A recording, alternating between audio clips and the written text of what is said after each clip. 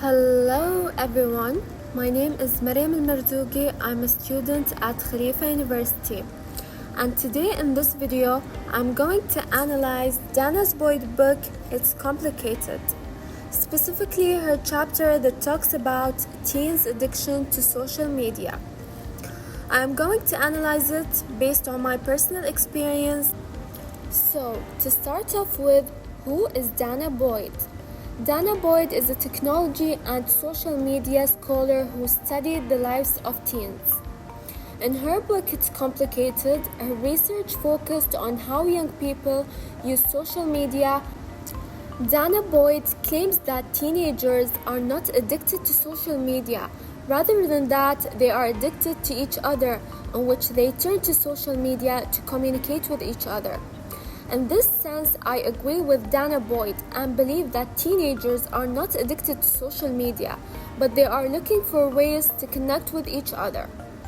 Danah Boyd's analysis fits the situation in 2019 in the UAE. People blame technology for everything, especially parents, for bad grades or bad behavior, because they don't see the bigger picture around them. Most of the clinical discussion around internet addiction focuses on whether overuse or misuse of social media.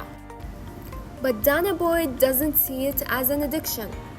Anyone who engages in a practice in ways that society sees as putting more socially acceptable aspects of their lives in jeopardy are seen as addicted.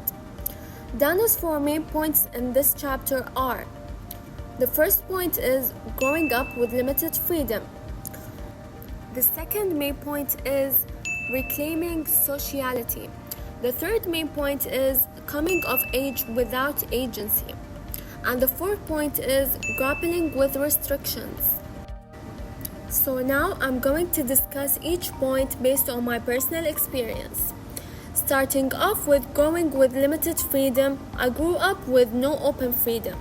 I had trouble finding personal time to be with my friends because of the load of work I was supposed to do that was offered by my parents.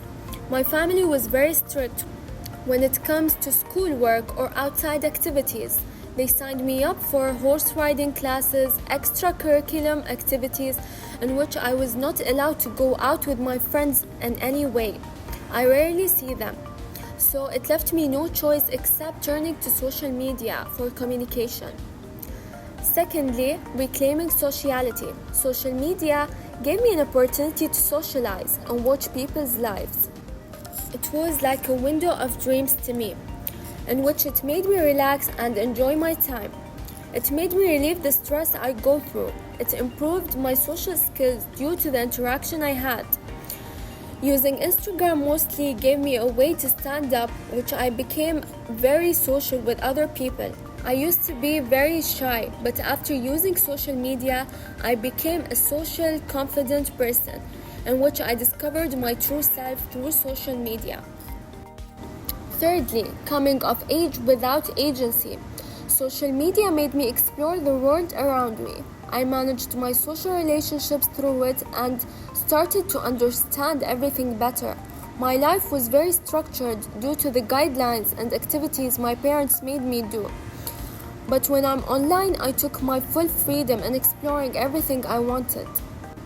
The final point is grappling with restrictions.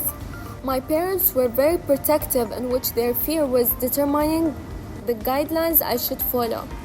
Whether I should do this or that, whether I should go out with that friend or not.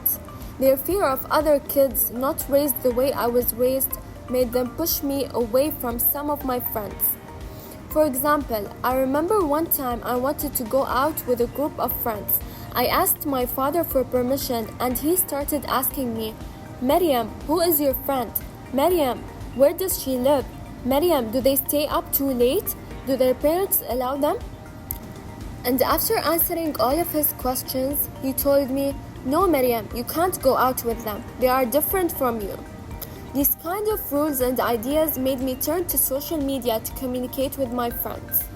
Based on my personal experience, I agree with Danah Boyd, and I can say now that teenagers in the UAE are not addicted to social media.